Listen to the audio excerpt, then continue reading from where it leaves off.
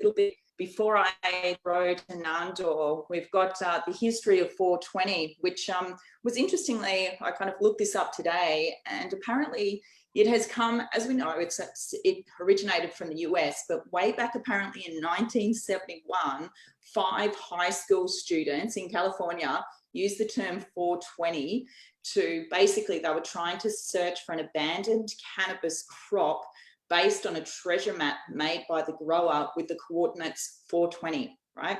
So apparently, so they also designated their meeting time as 420. Anyway, they failed to find the crop, but then they ultimately evolved this code word in terms of consuming cannabis. So there's a magazine in the US called High Times, which some of you may be familiar with. They talked about this crew of high school students, talked about the 420 thing. One of that crew ended up being a roadie for the Grateful Dead, that then ended up being this call for 420 to be the socially accepted hour of the day to consume cannabis. Since then, of course, we have seen 420, April 20, become this day for the counterculture, if you like, in terms of consuming cannabis. And there's been protests all around the world at 420 on April the 20th to smoke cannabis. So you might be choosing to do that in your lounge room today. I should say good for you if you are, but I possibly can't as well as an elected member, but you know where I stand on those things. So hopefully you enjoy this chat with Nando. So that was a quick history. Nando, I'd like to introduce him. I'm very, very excited, by the way, of having Nando here today. Nando is a social ecologist, researcher, educator, activist, councillor in the Whakatane district and former New Zealand Green Party MP. Now, Nando has been the strongest voices on cannabis law reform for decades. During his time in Parliament, his misuse of drugs hemp amendment bill led the way for regulation changes allowing hemp to be grown in NZ.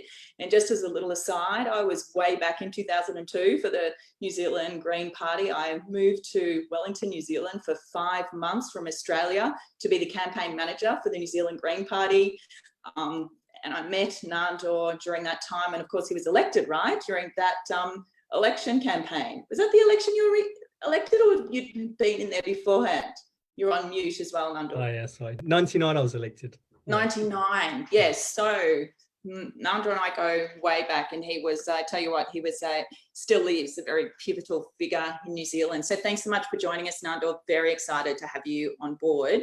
And you take it away. Cool. Thanks, Kate. So I thought what I'd do is just talk a little bit about how we got to where we are with the referendum, talk a little bit about what it actually asks, what the contents of it is, and then maybe some preliminary thoughts about what our prospects are, and then we just can have a conversation from there, because I'm sure there'll be a whole bunch of things that come out of that. But so to start, just kind of in terms of how we got to where we are, I think you've got to go back to the last election in New Zealand, which was last year, and so going into that election, we were coming out of quite a long period of a national-led coalition government. It looked almost certain to be another national-led coalition government again, and so the cannabis law reform movement was at a pretty low ebb. We've had these waves of quite significant activity and support and upswell over the years. There's been quite a few of them, but at that stage, the movement was at a pretty low ebb, and what we got is a surprise election result where the Green Party had been doing really well off the back. Labor was doing very badly.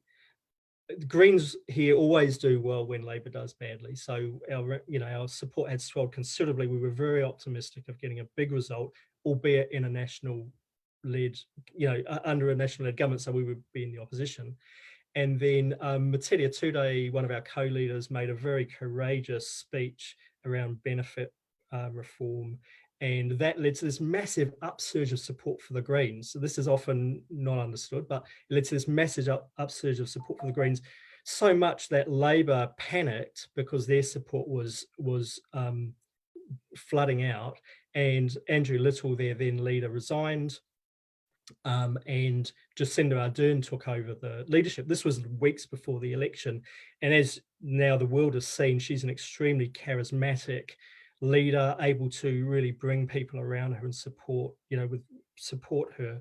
And so there was this massive upsurge of support for Labor. A lot of that soft Green vote went back to Labor, and there's a whole political issue for the Greens around how we manage that as a permanent, whether it's a permanent problem or not. But so support left the Greens, went back to Labor. Labor got this massive upsurge. The election happened. After the election, we were in a position where National could form the government with New Zealand First support, who's our kind of populist, nationalist kind of political party, or it could be a Labor Green government with New Zealand First as well. And after some time, New Zealand First decided to go with Labor and Greens, extracted pretty significant policy gains from that. The Greens much less so, because we just don't have the same kind of leverage because of how we position ourselves. And again, that's another political question for another time. But one of the things that the Greens did get, surprisingly, was this commitment to a referendum on cannabis. And the Greens, of course, have supported cannabis law reform since even before it became an independent Green Party, while it was still part of the Alliance, long before I was elected. And I have to pay tribute to the leadership of both Matiria, who'd been a very strong supporter of reform, and also Julianne Genter, who's one of our ministers in the current government, and Chloe Swarbrick, who's done an extraordinary job as drug policy spokesperson for the Greens now, and is really an amazing young woman. And so they the Greens negotiated this referendum, which was, as I say, it was a bit of a surprise for the movement, which was not in a strong position at the time, expecting another 3 years of a national-led government. But it was quite a canny move, because support for cannabis law reform has been strong in New Zealand for quite a long time now. Since at least 2002, polls have shown support for some kind of reform. But the problem has always been to get the numbers in the parliament. And even when you've had quite strong leadership support in the Labor Party and under a Labor-led government, I think they've always been uncertain of their ability to, their ability to rely on their members for support, because cannabis law reform would almost certainly be a conscience vote. So it's up to each individual member to vote how they see fit. And being able to guarantee support for cannabis law reform has always been a challenge, I think, for Labor leadership. And so I think that's always been the question for them: how do they get it over the line? And of course, New Zealand First generally instinctively opposes cannabis law reform because they're a conservative party, but they also are very, very strong supporters of referenda. And so it becomes very difficult for them politically to oppose reform if there's a support by referenda from the general public. So the idea of having a referendum is quite a canny move, because it both puts New Zealand First into a bit of a corner to support, and also the Labor backbench. It's much easier for them to kind of whip the vote if they can say, we've made a commitment to a referendum, this is the outcome it supports, so now we have to support it. So quite a clever move. The difficulty then is what is the question that gets asked? And so, as I say, for a long time, there's been quite strong support for some reform, and generally a kind of a decriminalisation approach, which is an ambiguous term, but generally, if we take it to mean we remove criminal convictions or criminal sanctions from people for the use of cannabis, maybe it includes cautions or maybe some compulsory treatment or something like that, but removing the criminal conviction. There's always been for a long time, there's been strong support for that. So that, I think, a referendum on that would pass relatively easily. But what Andrew Little, as the Minister of Health, has had to grapple with is the understanding, as I suspect he's kind of got his head around the issue, that actually decriminalisation is not an adequate answer to the problems of prohibition. And people kind of like it because, oh, it's not, it feels like it's a moderate step. It's just, we're just not going to make people criminals anymore. But when you start to think it through and you go, well, okay, if people are allowed to use cannabis, how do they acquire it? If there's no legal source that they can get it from, and you can say, well, people can grow their own, but most people won't or can't. So the illegal market remains in place with all of the myriad problems of the illegal market, the fact that there's no age limit, the fact that there's no quality control, who knows what's being sold, the bringing together of the cannabis market with other hard drugs. And we've seen, with hard drugs, I should say, and we've seen this, the problem of methamphetamine, crystal methamphetamine, is becoming a really significant issue through many communities in Aotearoa now. And so, needing to break the connection between the cannabis market and the MP and things like that. So I think when he got his head around the issue, or just with a question in relation to that, because it's not just meth, but I saw something recently in terms of synthetics as well. So chronic, the synthetic, which is terrible, right? That's right, and I think there's, in the public mind, there's also this growing awareness of synthetics, which is a newer problem, and is causing considerable difficulty. And we've had marches in different communities about it and things like that, and people saying, well, because at one stage we had a kind of regulation around synthetics, and so, well, if you can do that, how come cannabis is illegal, but but this you've allowed it, and then you've kind of banned it, and so there's all this kind of confusion. But I think the public really sees that the idea that you're arresting and convicting people and sometimes locking people in prison for cannabis is just ridiculous, But so Andrew Little's kind of, I think he's been grappling with this idea that just decriminalising is not an adequate answer. You got, if you really want to do the right thing, and I think he does, then you actually have to go to a regulated market. But it's a much more difficult sell because people aren't used to the argument. The movement has been promoting the idea of decriminalisation for a long time because it seems like a moderate step. It's a step towards, and so people kind of aren't used to the argument. And actually what the Make It Legal campaign said was, well, why don't we have a two-part question? Because our fear is if you lose the referendum on a regulated market, you set back reform of any kind for probably a decade or two, and losing it would just, it'd just be terrible. So we said, why don't we have a two-part approach where you say, should adults be made criminals for using cannabis, and should adults be allowed to legally acquire cannabis? So that was a way of approaching it, but the government decided not to go down that road. And I suspect because they thought it would start to get a bit confusing for people. And if they wanted to have a bill in place, that it was probably a bit more work. And they've been struggling to get a bill in shape in any case. So they've ended up going for a referendum around a regulated market. So they've put up what they call the Cannabis Legalisation and Control Bill, which gives you an idea of where they're what they're thinking, the thinking behind it. And the referendum will just ask basically, do you support the Cannabis Legalisation and Control Bill or not? And so if you go to the bill, it's actually, it's quite an interesting bill. It has a reasonable amount of policy detail. There's still quite a bit to be worked through.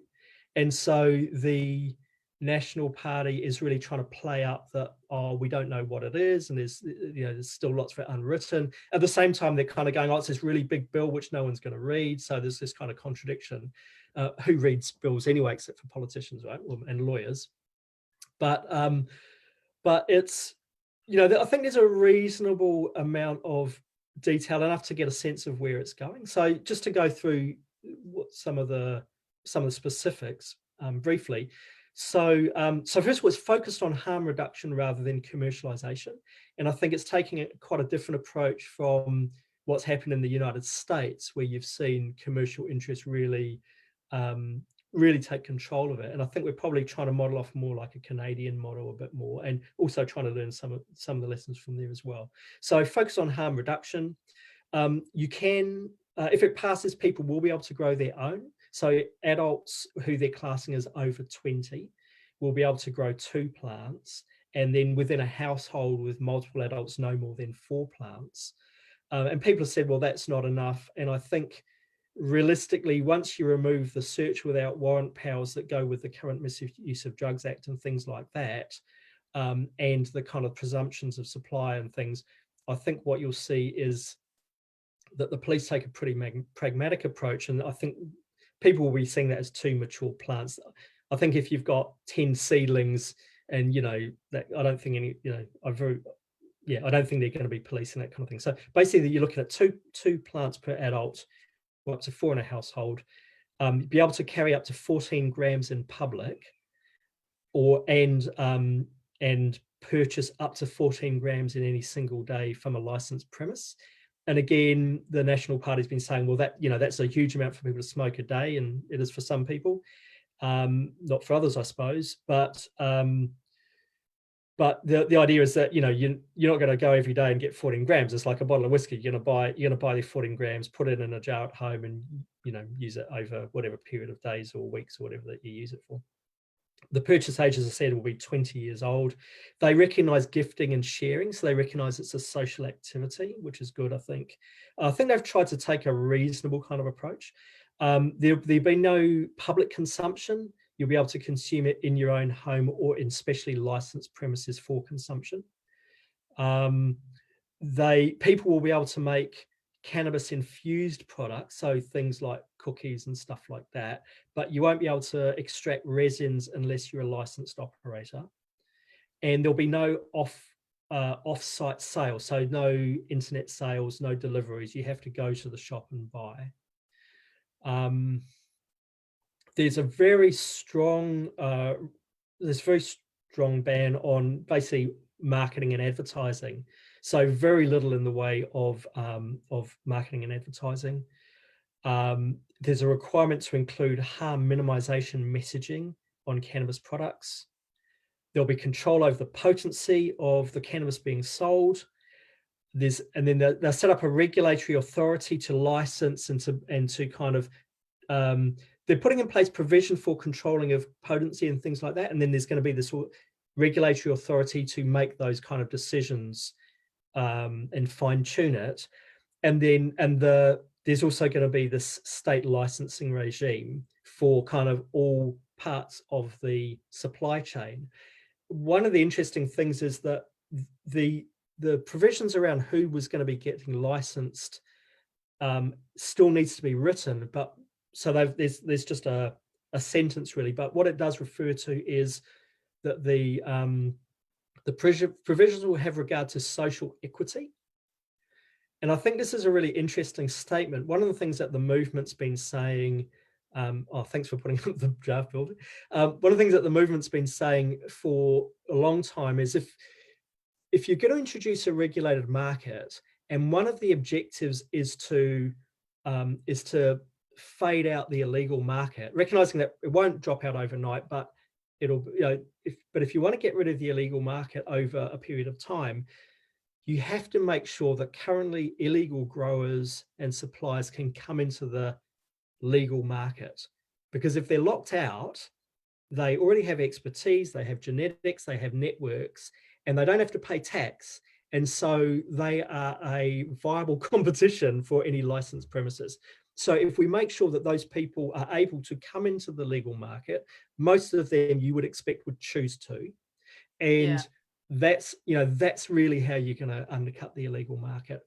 And I think there is something, I'm just jumping into the question here, sorry, Nando, that somebody in relation to that I think is quite interesting, and it comes up around the debate in terms of legalising all drugs all the time, and that is an expected opposition from organised crime. So the question is, do you know of any opposition that is being marshalled against the referendum in terms of voting no by, well, I'm assuming the conservative forces are out there, but are you saying that considering that they actually could be part of the solution, that, they're therefore not rallying for a no vote? Yeah, as I say, I mean, this is still to be drafted out, but in detail, but the the message that we're getting from the officials and from politicians is that that is the objective, that they do want to, they don't want to cut people out who have cannabis convictions. It refers to Schedule 2, and it does say something about that certain convictions will be prohibited, but we've been assured reasonably strongly that that's not talking about cannabis convictions. But I suppose they do want to put some controls over who gets into the business. In terms of kind of organized opposition, I haven't seen that. I have seen on an individual basis some people currently in the illegal market kind of going, they won't vote for it, or they're against it because they don't see themselves being able to get into the legal market. So you've got to think, a lot of the people in the illegal market are in there because they actually have been left out of the legal economy by and large. They live in there's a lot of people in remote areas who there is no economic opportunities for them. They're often people who are discriminated against by the systems of the state. And so they're in the illegal market because it works, and it's often the only thing they've got going. So there are some people who are skeptical, and understandably, about whether they will be able to enter into the market. Yeah. And if you look at things like the medical regulations which have been going through, those kind of people have been locked out of the medical supply side. But there's kind of real reasons for that. The medical is a pharmaceutical grade product. It's actually going to take big money, and they're going for kind of vertical integration, big pharmaceutical style setup. And often those kind of growers are locked out of that. But for the recreational market, it's going to be a different proposition. And so I think that the government is genuinely committed to bringing in those illegal growers because they see it's in their interest. They don't want them to be left out.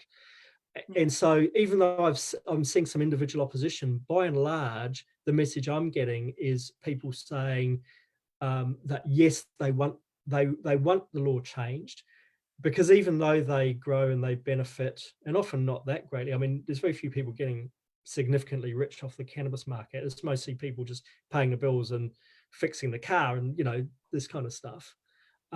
So you got to get real about what's involved. And those people are saying yes, they want it to be legalized. They see the damage that prohibition is doing to their families and their communities, because it's often those are the people who are kind of bearing the brunt of prohibition policies and policing. And if they can be part of the if they can be part of the legal market, they want to.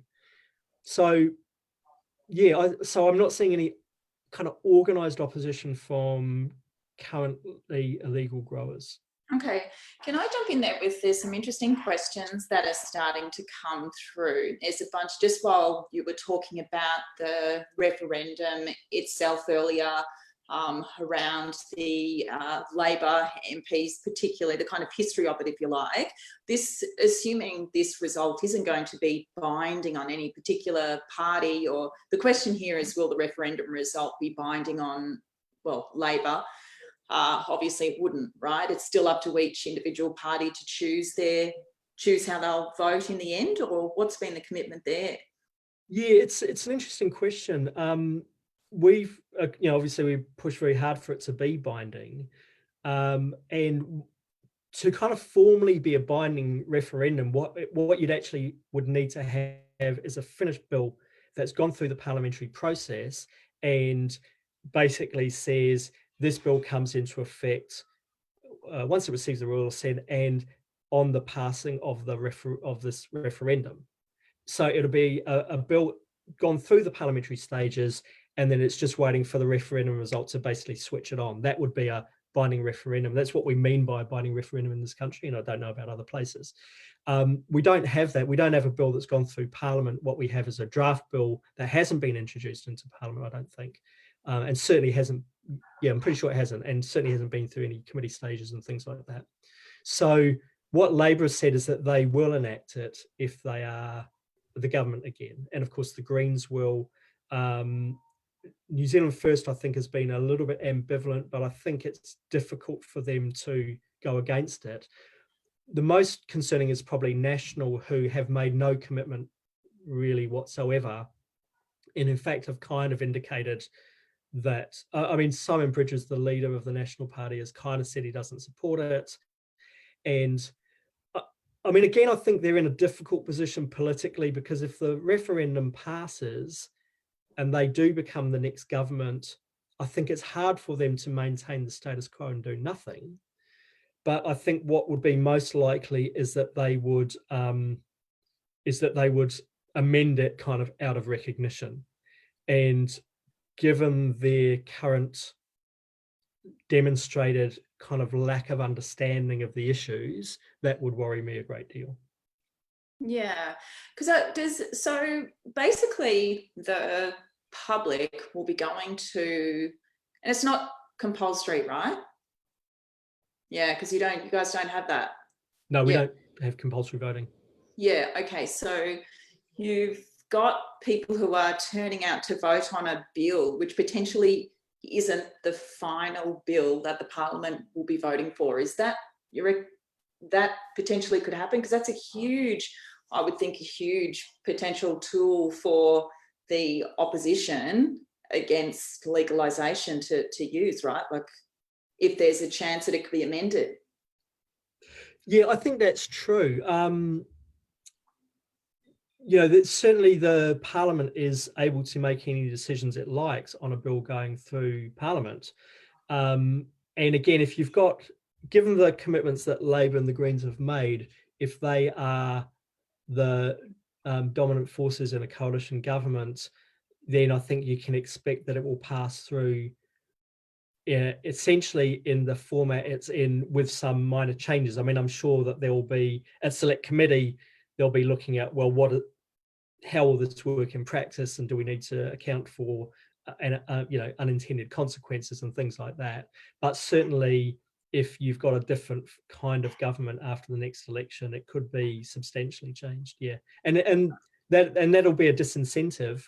At the same time, I think and of course, one of the things that the Greens and Labour has been criticised for is that this is a ploy to actually get out the youth vote, because you'd expect that there'll be a lot of people who are motivated to turn out to vote on the referendum who wouldn't maybe normally vote, because, to be honest, a lot of people don't see any benefit, or there's nothing that really speaks to them. I remember actually the first time when the Greens were elected as an independent Green Party, and we were going for their party vote, 5%, and Jeanette Fitzsimons was campaigning to win the Coromandel seat as well.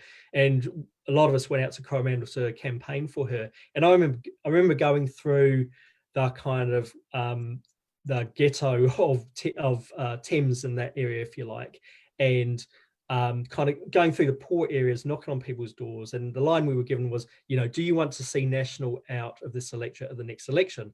And a lot of areas, people were, yep, because the National MP was is completely useless. And then, okay, then you got to vote for Jeanette. And in poor areas, it was like, do you want to see the National guy out of the next election? And the response I got predominantly was, I don't really care, because it makes no difference to me whatsoever. And so what I ended up doing was saying, oh, okay, do you support cannabis law reform? And it'd be like, oh, yeah, come in and have a cup of tea, let's have a chat. And so genuinely the ability to motivate people to turn out to vote on an issue that actually affects them on a day-to-day basis, that they recognise the parliamentary responsibility, is really significant. Yeah. Yeah. Interesting. On the government's referendum website, which I posted in the chat for everybody to have a look at, I see that the other issue, of course, is dying with dignity. So that could actually, work the other way in Nando, in terms of bringing people out from the other end of the age spectrum, if you like. So fingers crossed for that one too, hey? That's right. It's going to be very interesting to see how things actually turn out. Yeah, amazing. So there's a bunch more questions in here that I thought. There's a couple from James, Dan of Irk. Hi, James. Thanks for joining us. So there's one question around the New Zealand police, whether they've taken a stance either way. I feel like I could answer that, but I have no idea. I'm just assuming. Also, another one from James: is there a threshold of support required, or is it simply 50% plus one vote? Yeah, so first of all, the referendum's a simple majority. The question of the police is an interesting one. For a long time, the police's position generally is the police as the police kind of as an official body don't comment on political matters, but the police association, which is like their union, is very political and advocates very strongly. And when I was an MP, their president was Greg O'Connor, and he'd been their president for a long time before and a long time afterwards, and he left just a couple of years ago.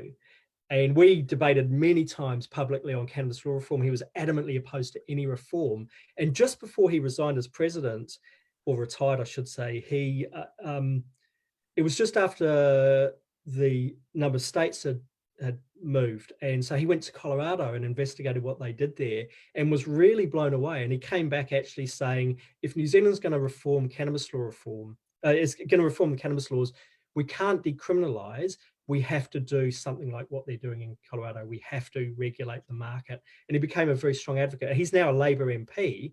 And when the referendum was announced, the Make It Legal campaign had quite a big conference in Wellington. We had a number of different people came along, and he came and spoke and was again very strong advocate of a regulated market. So I think that's been quite a powerful thing because he's been such an opponent of reform for such a long time. And to be honest, I'm a bit uncertain what the current police association's official position is, but I did see in one of their newsletters that came out recently, they again sent one of their people over to Canada to look at what had happened over there, and were kind of reporting that use hadn't gone up among young people, that the only increase in use rates was among over 45-year-olds. And, so they were kind of, I think, very interested in the evidence and what it really meant and what it meant for policing for them. And I think they have a number of questions around driving and how do they police different things. But my sense is that they're not opposed in principle, but they have some very real questions, which is fair enough. Yeah, in fact, there's a couple of questions in relation to that. Actually, I'll ask two. So there's one from Noah who's asking, this I think is the drug driving stuff. How about the stop and having to give a drug test? Would it eliminate the swab test? So that's one question. And then over to somebody else, anonymous, but Nando, where do you stand and how do we manage with consumption by people below the age of 20? There is medical evidence that the human brain is not fully developed until the age of 20, and consumption of cannabis before the brain is fully developed can cause problems such as schizophrenia. So maybe the swab, the drug driving stuff first, and then we'll go to the young people cannabis. So we don't really have swabbing over here. And at the moment, the kind of standard impaired driving test, so for alcohol, they use a breathalyzer, but for other kinds of impairment, they use a kind of walk the line test or something like that. And it's extremely inefficient, takes a very long time, and it's not very reliable. No, keep with that. It's very civilized, and you totally just want to stay with that. You don't want to do what we do. Right? In South Wales, we have like traces of cannabis now, traces of drugs in your system, even if you're not impacted by them. Horrendous. So heaps of people are being charged, and they're no danger to themselves or others. And you don't want to go down that path, of course. No, I agree. And people are really grappling with this question of what do you do about driving? And the other one is workplace safety as well, because we have a lot of workplaces have very over the top kind of urine testing procedures. And this is something, again, I've argued and campaigned about for a very long time, because it doesn't test impairment. It just tests if you use cannabis within a relatively unspecified period of time, because it depends on so many different factors, and people are being laid off work or being refused employment on the basis of this really draconian kind of invasive seizure of their bodily fluids. Here too.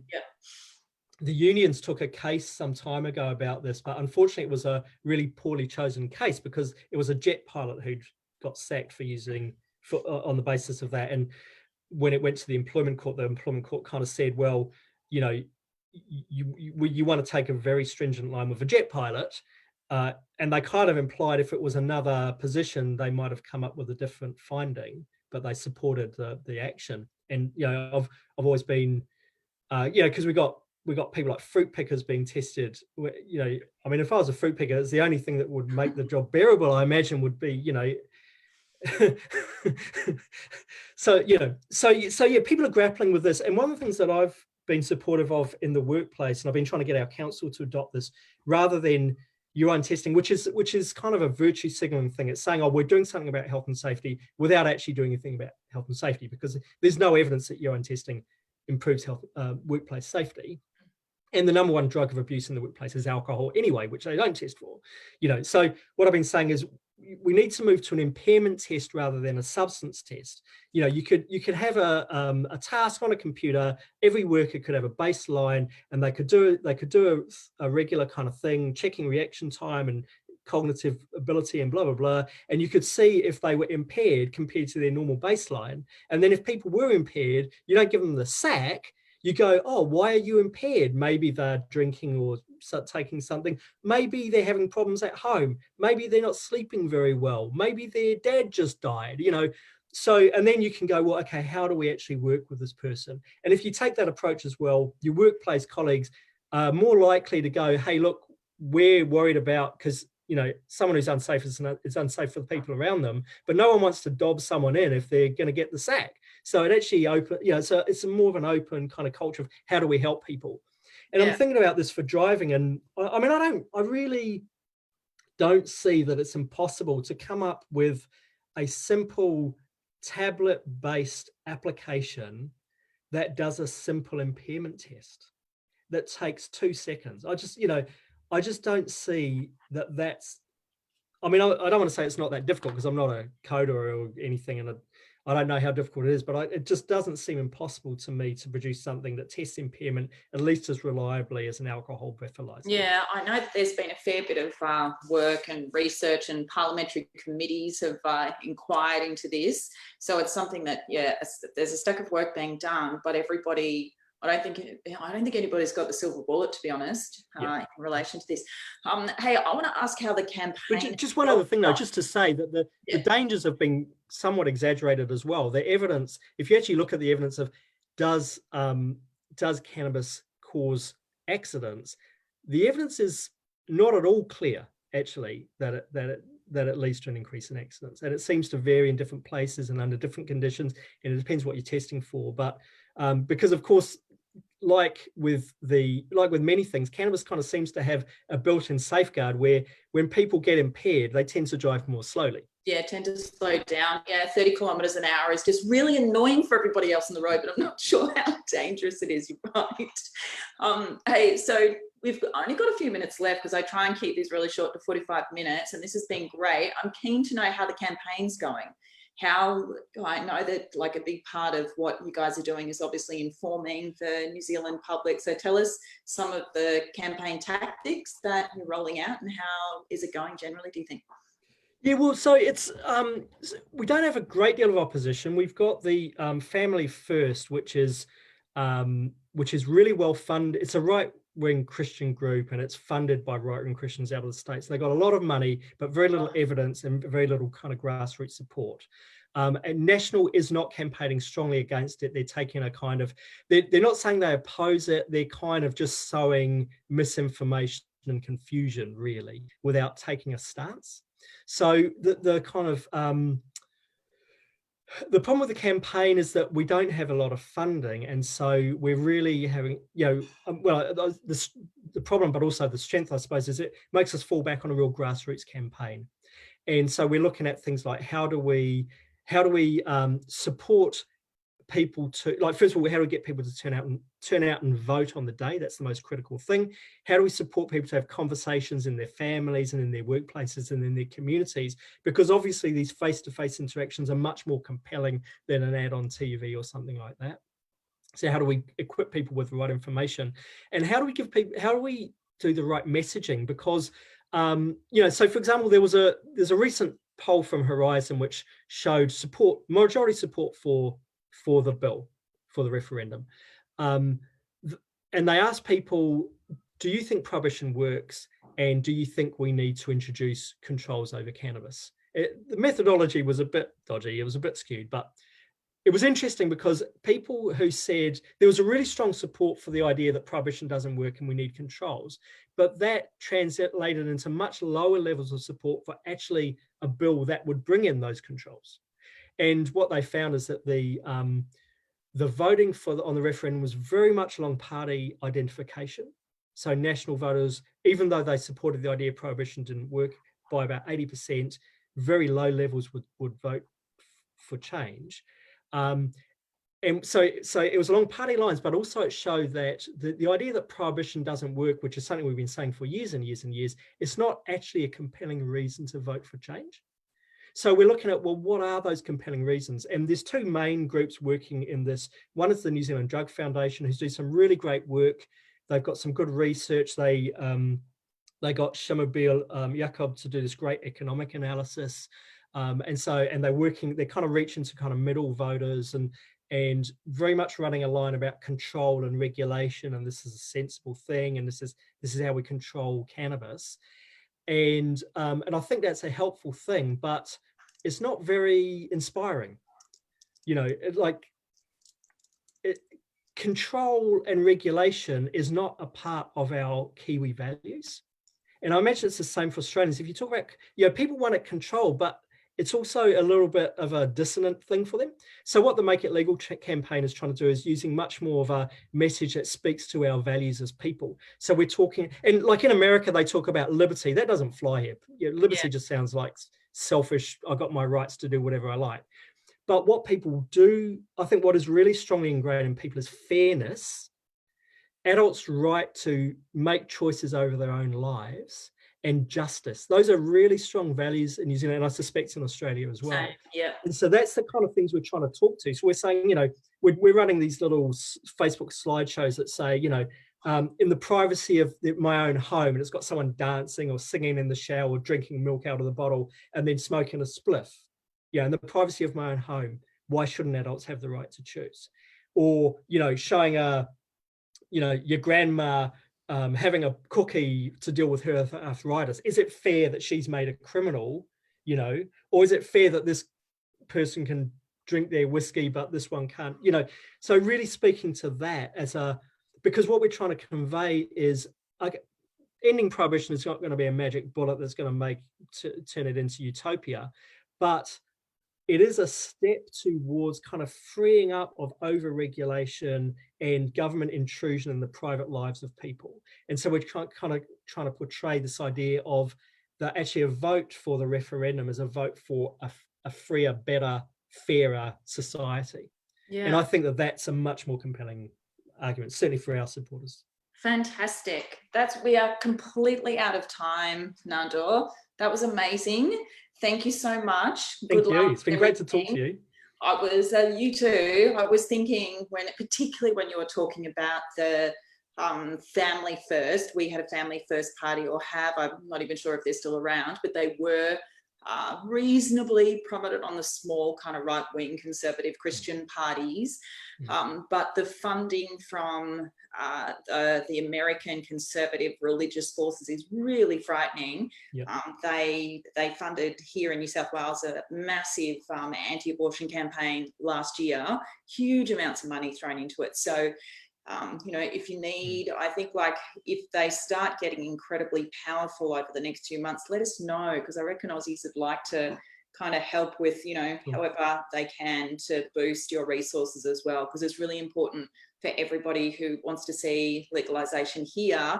We are looking at what is happening across the ditch, and we really want to do, if there's anything we can do to help, because it's so important for us as well, and of course for you guys and the global movement. So keep us updated.